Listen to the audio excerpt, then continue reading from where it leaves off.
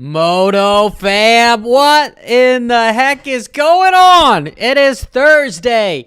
I want to say hump day, but that was Wednesday. But I guess every day could be hump day if you're doing it right. So this week, we've got round two. We're going back to round two. I don't know why they don't just call it round 6, 7. Is it going to be round 7?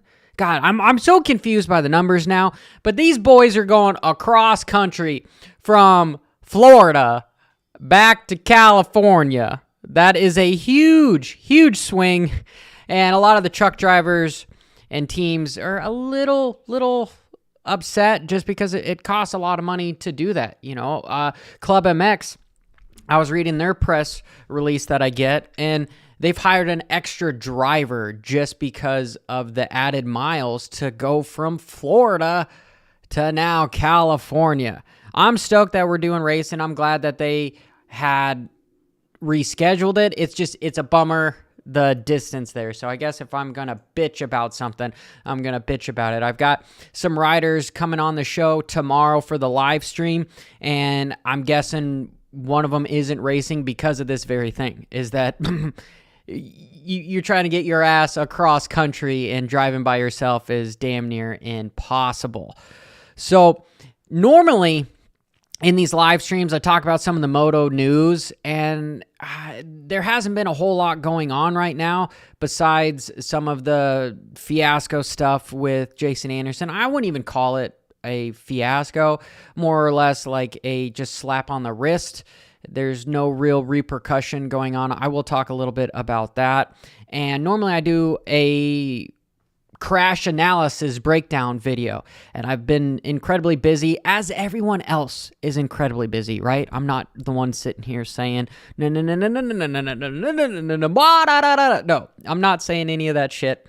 I just figured, why don't we do it live? And we could have some guys in the chat add their 2 cents into it. I haven't looked over the footage, so we're going to do this together, and I'm just going to give you my honest opinions on what I thought happened.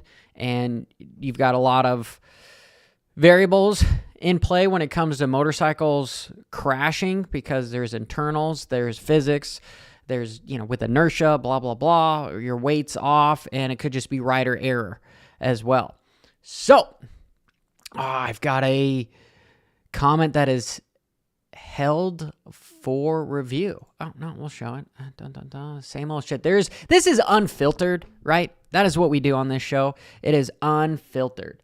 So first off, if we're getting right into it, let's talk about little Hayden Deegan's crash, and we'll show it of what happened. This was during qualifying.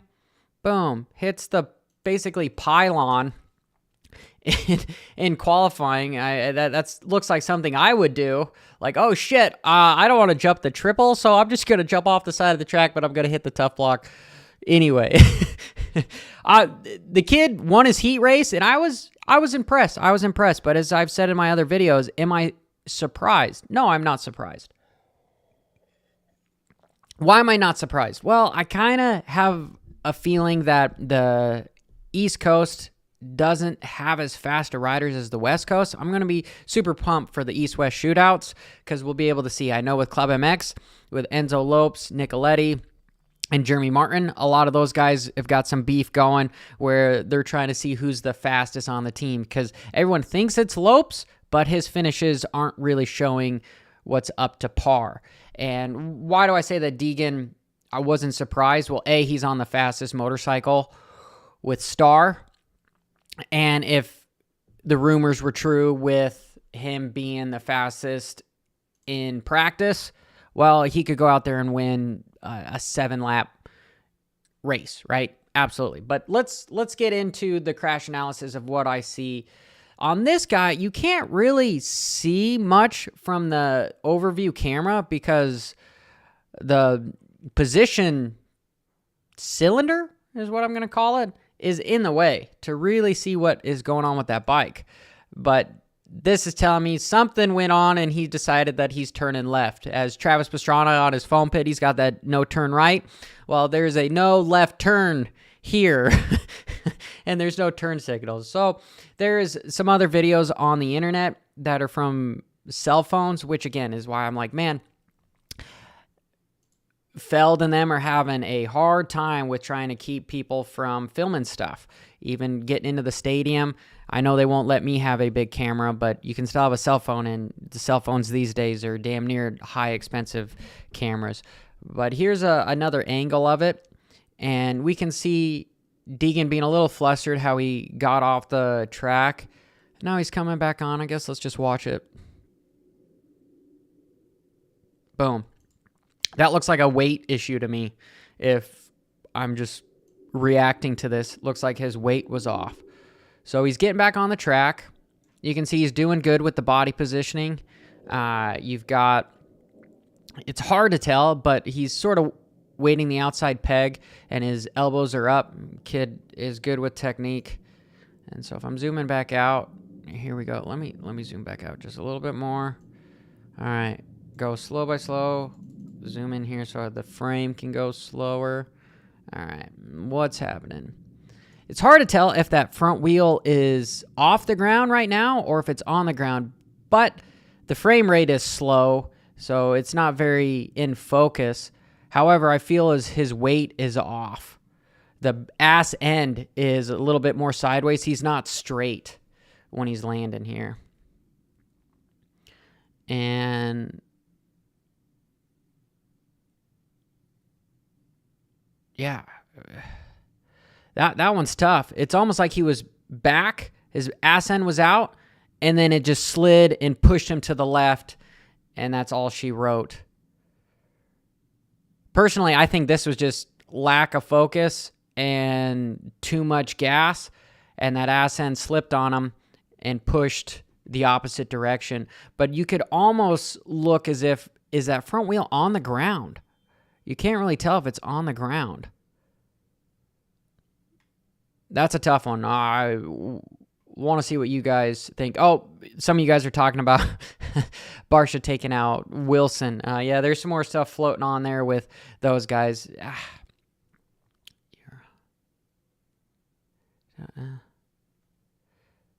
Okay. Sorry, there's another comment here that I guess we will highlight.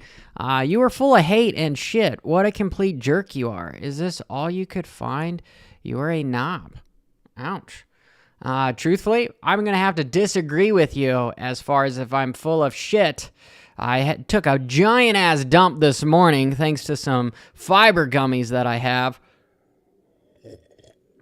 And I don't believe I am a jerk. I might be a dickhead sometimes, and I am unfiltered. I speak what a lot of people end up agreeing with me, and I never once have had any animosity towards certain riders or whatever, but that's all we'll do. So, okay. We're just going to move this guy out of here. Sorry. This guy's just, I'm trying to kick him out. I responded to you and he still wants to be. Anyway, so you guys are saying that his front end was pointed to where he crashed. Yeah. I agree.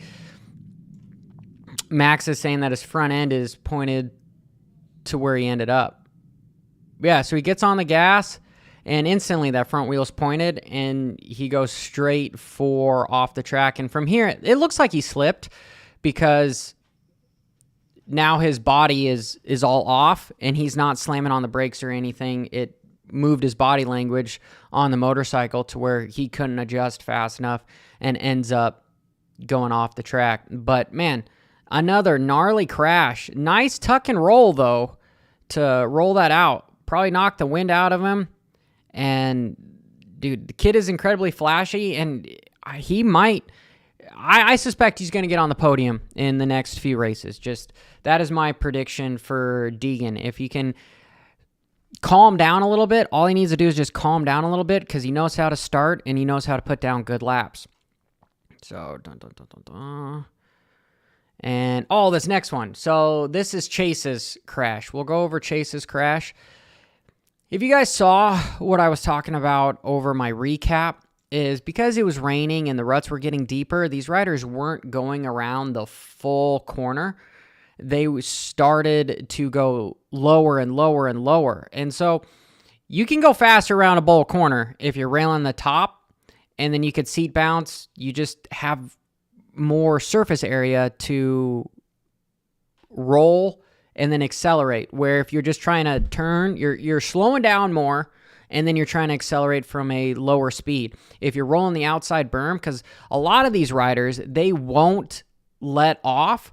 Well, they will let off, but they won't break. They'll land off of a triple or a jump before, and they'll coast into the berm, and then they'll slowly accelerate and come out, which is really fast. They'll use this berm almost like NASCAR does with the embankment. It keeps them able to continue to accelerate and not slow down. And we've seen highlight reels of little Deegan in one of his qualifying just hauling ass around a corner. He even had a rut there that helped hold him even more, right? My whole point in talking about this is this setup for the whoops is harder because they're cutting down and they're casing the triple. They're starting to case the triple because of not riding the outside. And watch Sexton. He's a little blurry right here, but watch, he's casing the triple. And truthfully, if you didn't have factory suspension or just Supercross suspension in general, last thing you would want to do is case this triple, especially heading towards a whoop section that has 5-foot tall whoops, right? You don't want to be bent off, out of shape whatsoever. So these guys are professionals. They practice this all the time. You know, there's a difference between an amateur and a professional. An amateur practice to get it right, and a professional practice so they don't get it wrong. And when stuff does go wrong, they've done it so many times, they know what to do. It's unconscious for them. But both these riders are casing that triple. I mean, you could focus on Sexton here, but you can also focus on Webb. And they both case it, which is hard because in whoops, you're going to then want to get on your toes and shift up. But the majority of these riders are riding more on their toes too. I grew up in a generation where you were kind of planted in the middle foot of your on the foot pegs. It just made it a little bit easier, but now things have transitioned more to being on your toes, not just in the whoops. And then it enables you to squeeze the motorcycle harder with your knees. Just like a lot of the new techniques that are coming out now are, let's not even put our feet down in corners unless the rut is deep enough that you actually have to, because that foot peg is going to roll, and you'll see guys just barely lift up their foot. They won't even really extend their leg. And I get it, because if your leg is extended, if I'm thinking about this, you know, logically, if your foot is extended, well, you've got more leverage for that sucker to grab and twist and screw up your knee with ACLs and blah, blah, blah. I've torn 5 ACLs in my career, and truthfully, my riding coach, Donnie Hansen, we were only talking about toes while I was going through whoops or in really, really deep ruts, because if your foot is hanging down, you could then, you could still see me hanging down to where the rut will catch your heel and you'll knock off and crash and blah, blah, blah. But things are just different. You know, I haven't raced for a long time for obvious reasons. But anyway, here you can't really tell that what actually happens to Sexton, that it just looks like he slips. And I know it was rainy and slippery, and whoops start to get a little debris of, I kind of call it dust on them. They just get choppy marbles over them, which makes them even sketchier, because every time a rider is hitting them, they're roosting back, and then that roost is falling off onto the tops of the whoop behind it. So it's just loose dirt that makes it slippery. And then you add in rain, it's going to make it even more slippery. So we've got another angle of this that we'll go through, and I'll have a little bit more in depth of what I think happened, because it's not just rider, right? I think there's more to do mentally with this stuff. This is talking the last 2 minutes of the race, for one. So these guys are moving. Their heart rates are up. They should be somewhat fatigued regardless of how they get off the track and they do their interviews where they seem like they've completely recovered. You got to give them credit that their aerobic system is so well trained that they do recover quickly. However, I feel there might be something else going on there.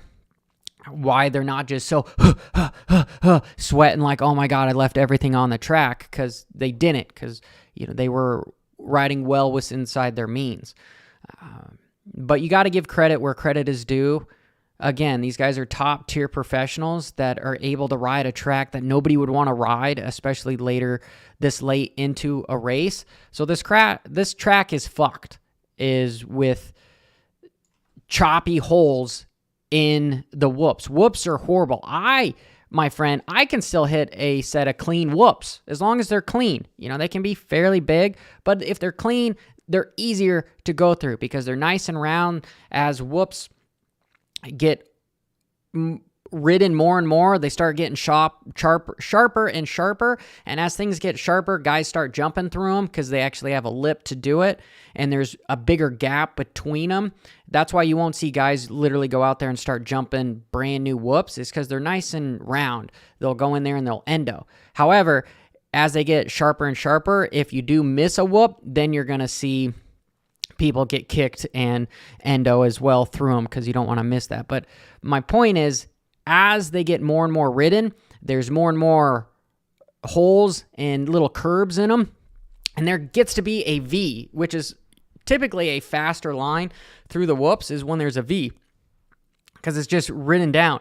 And if you watch Webb will go far right, where the line used to be far left at the beginning of the race and in the heat races, but they were moving around to try to find a better line. And most of the time, riders will look for a line that hasn't been ridden as much because it's safer.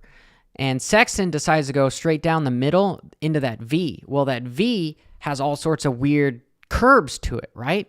So it could kick you. And I really think that this was added to it with them casing the triple before it. I know it doesn't look like a lot, but just that little itty bitty time to set up where they're bouncing, you could just enter them smoother and a little bit faster. And a lot of the fast guys that I really had a hard time in my career is as whoops got beat up, it's mainly from the rear wheel dropping and hitting the tops or middle of them. But the real fast guys could still go through a set of effed up whoops really fast because they were using the top 2 inches of them that most of the riders weren't hitting. A rider like myself would fall a little bit into them, and so I'd be hitting all the curbs and all the holes, and it sucked, and it slowed you down, and it made it scary.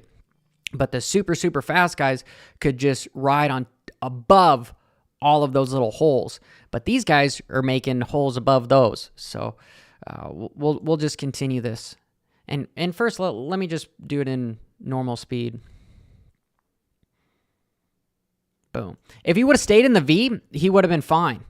But because he hopped out of that V, that's when things all went down. So I'm going to back up and say, hey, first off, I think these guys are overriding the whoops at this point, because you've got the wolf, which is Cooper Webb, all over your ass. So he's hunting you down. He's hunting you down. And so Sexton wants to win the race, wants the big bonus, wants the points, everything that goes with it. So he's going to ride a little bit faster than he feels comfortable through these things. So he enters those Vs and where is it? Boom. You can see right there. Here's the V. And what does that ass end do? That ass end doesn't hit inside that V. It hits one of those curbs and bounces them out of the V. Boom. Boom. So he's just bouncing in and out of that V. And eventually it gets away from him. So, okay, it bounces in and out of that V, which is slowing him down. And then right there. This whoop is gone because of the V, right? And the next one, look at how far down his front wheel drops. So he's way in the middle of them. So you're going to have more compression with the forks and the suspension right there. And that's what screwed him up. Because right after that, there's a big rebound, and he's off, and he's out. Dun, dun, dun. Okay, let's watch Webb go through that same section like a lap before. See how low that they're staying down there? Seat bounce. Nice seat bounce. And boom. Gnarly case. Gnarly case. Look at how well that bike soaks that up. Well, first off, beautiful seat bounce because you see how he's sitting straight up. One of the mistakes that I see a lot of riders do is when they seat bounce, they move forward. So they'll seat bounce and then move forward, and that's what will cause that massive endo, which is why people are scared to sit down. This is a perfect example of a correct seat bounce. Just a little pelvic twist and then stand right up. What I mean by that is you're just, like humping, but you're not humping. Boom. You can see him set up. And then, boom, right there. You see his midsection, his pelvis tilt, and he's up. And he just stands straight up on the bike. That's the number one thing you got to do when you're seat bouncing is you're standing straight up. You're not standing forward. You're standing straight up. But I love how that KTM just soaks it up. I mean, his body soaks up a lot, you can see, but there's nothing. It looked like a small speed bump to him. And he's not in the V. Sexton is still in that V. Webb is on the far right. He's staying the heck out of the V because there's more and more curbs there. So you can see these whoops are taller, but they're more consistent for him. And Webb has never been one of the fastest guys in the whoops. This night, I really thought that AP was the fastest in the whoops, and I think that's what got him the podium that he needed.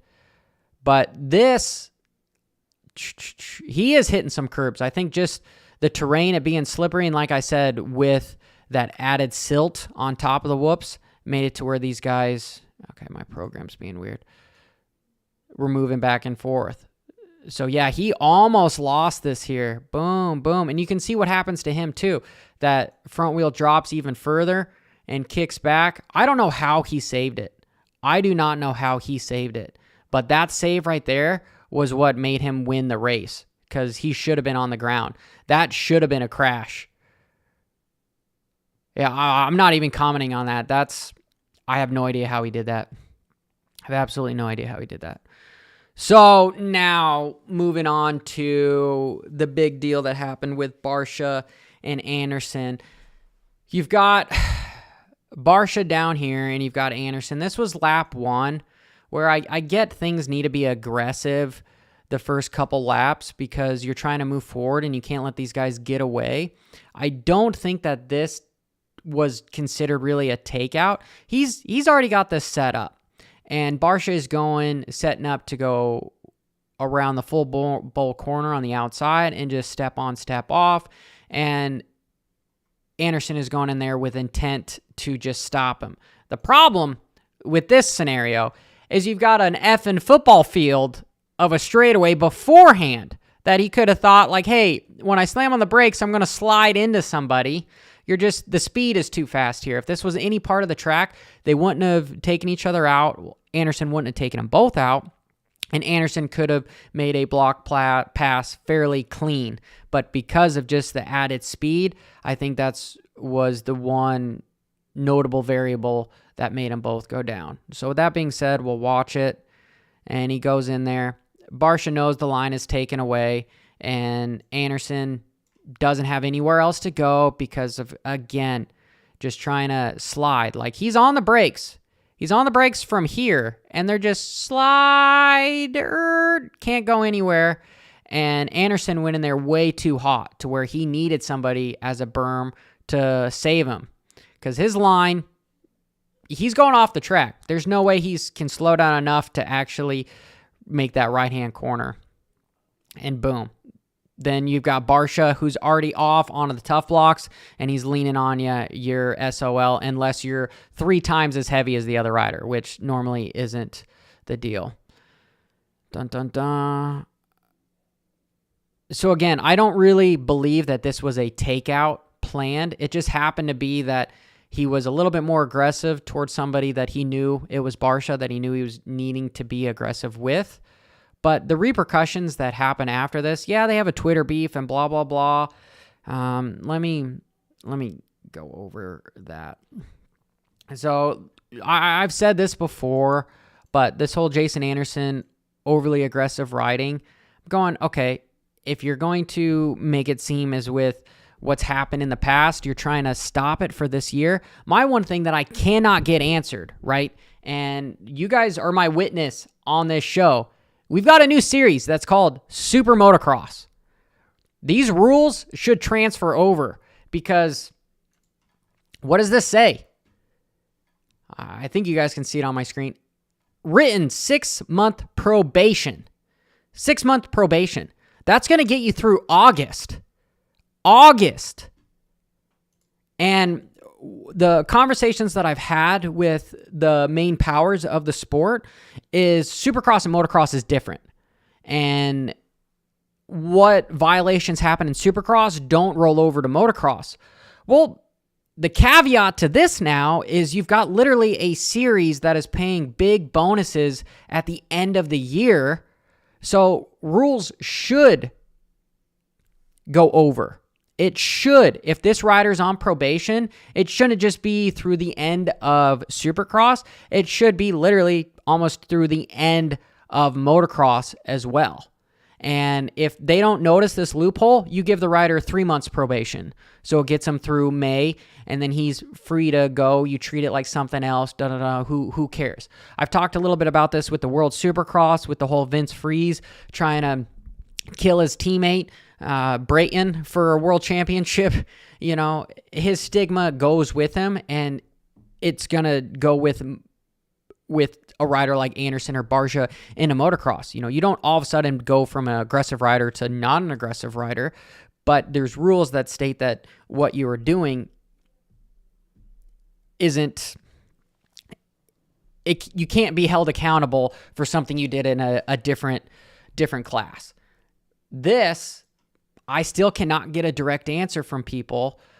They've not gotten back with me to, hey, does this stuff carry over? Because it should carry over. Absolutely should carry over. 1,000% should carry over. That Anderson should be on probation till August. If he does anything in motocross, he needs to be held accountable, fines, points taken away, something. And if we notice anything, like if I'm just talking about Barcia, for instance, love the way the dude is exciting. He's fun to watch. Granted, does he put people in some precarious situations at times? Yes. And is it a little bit too far? The majority of the time? Yes. And if we're just using last year as an example, he was on probation even when he took out and T-boned Dylan Ferrandis, but nothing really came of it because it was different between motocross and supercross.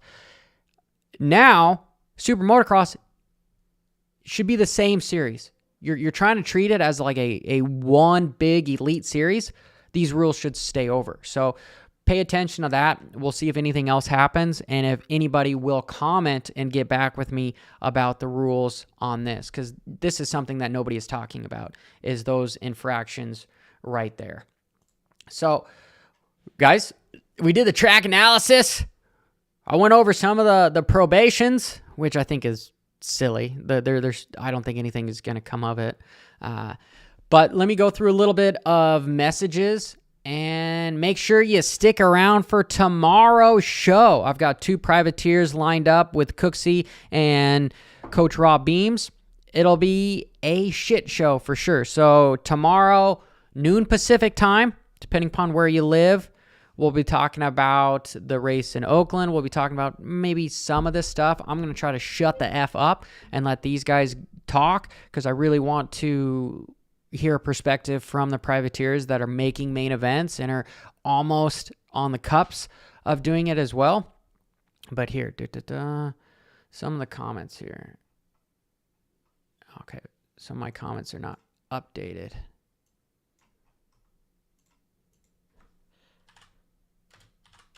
Trying to just get me to the bottom of the message here. All right, so my chat is all jacked up to where I can only see the beginning of stuff, unfortunately. So, Barcia was DQ'd, though. Oh, true. 716 is saying he was DQ'd. Yeah, and for the second moto, he was. But he really lost. It was a small fraction. If I remember, he lost like 13 points for the whole thing. And I do think that the motocross penalty was was greater than what happened in Supercross, because when he was on probation and he hit Malcolm and basically tore his ACL and took him out of the entire motocross season, he still got to keep his third place finish, but was docked a couple points, which I think is silly, because if you're going to dock somebody points, that means that literally they didn't make as much points for that round, which means they shouldn't still get third. They should go down. It felt like favoritism, because what hurts for a rider is money. They don't really care about the points, because he was stuck in his championship finish no matter if he got third that race with the points he got or he got the penalty of a couple points. What did hurt or did not hurt was him keeping the podium, because then his sponsors had to pay him per the contracts that he was given the bonus money for that podium position. Dun, dun, dun. Next lane's on the track. Dang it. I really wish I could read more of the chat, because it's jacked up here. Anyway, I apologize, guys. It's just me, myself, and I when it comes. Normally with some different live shows, you've got somebody behind you. So hopefully eventually we can make it to where it's more professional and I have a computer IT guy that can do the majority of this stuff. So until next time, keep it WFO. And like always, we brop it out. Bra da da da whoa whoa whoa ah, da da da da da. And hey, leave a comment down below too, not just in the chat if you missed. And if you guys have ideas and anything, I'm open to changing the process of everything, because without you guys, I would have no show. 1,000 effing % appreciate every single one of you guys. Till next time.